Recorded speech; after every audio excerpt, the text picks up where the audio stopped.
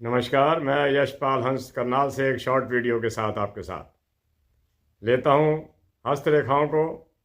और मैं आज आपको कुछ ऐसी बातें बताना चाहता हूँ जो बड़ी मूल्यवान हैं।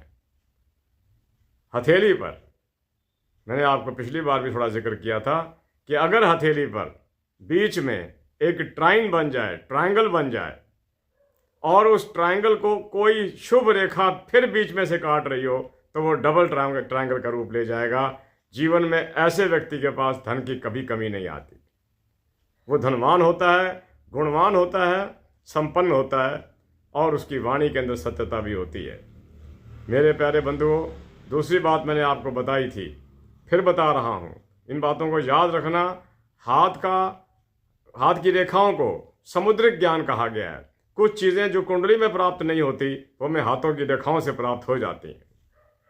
पहली बात मैंने आपको बताना ये चाहा था कि जिसके माउंट्स उभरे हुए हों, बृहस्पति का माउंट, सूर्य का माउंट, शनि का माउंट की बात मैंने नहीं करी थी, शनि का माउंट नहीं, जुपिटर का माउंट अगर उठा हुआ हो, बुध का और बृहस्पति का जिसका माउंट उठा हुआ हो, वो एक बहुत अच्छा काउंसलर होता है और समाज में उसका अपना विशेष एक स्थान भी होता है। He is known as a intelligent and wise person.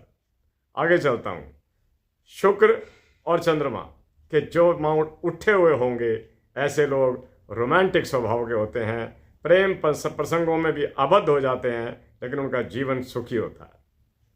वो ये सब कुछ होते हुए भी अमीर होते हैं, धनवान होते हैं और जिनकी कुंडलियाँ जितनी ज़्यादा उठी हुई होंगी, उभरी हुई होंगी, हाथ में लाओ तो पता लगेगा कि मेरे हाथ में कोई सॉफ्ट चीज़ आई है, ये लोग बड़े भाग्यशाली होते हैं।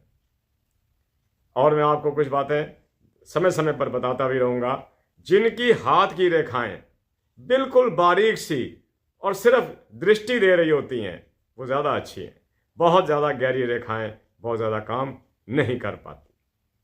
मेरे प्यारे बंधुओं, कई बातें जो मैं आपको बहुत ज़्यादा बताया करता हूँ, जिन पर मेरा अपना भी ध्यान रहता है कि अगर बुध के माउंट पर 2-3 रेखाएं आ जाएं इस प्रकार, 1 2 3 4, कईयों की ज़्यादा भी होती हैं, ऐसा व्यक्ति के बारे में ये कह देना कि तेरी इतनी शादियां होंगी, ये नहीं हो सकता। हो सकता है कि वो प्रेम प्रसंगों में आबद्ध रहे, पत्नी तो उसकी अगर कोई एक रेखा बड़ी है तो उसका दाम्पत्य एक ही नारी के ऊपर आधारित होगा।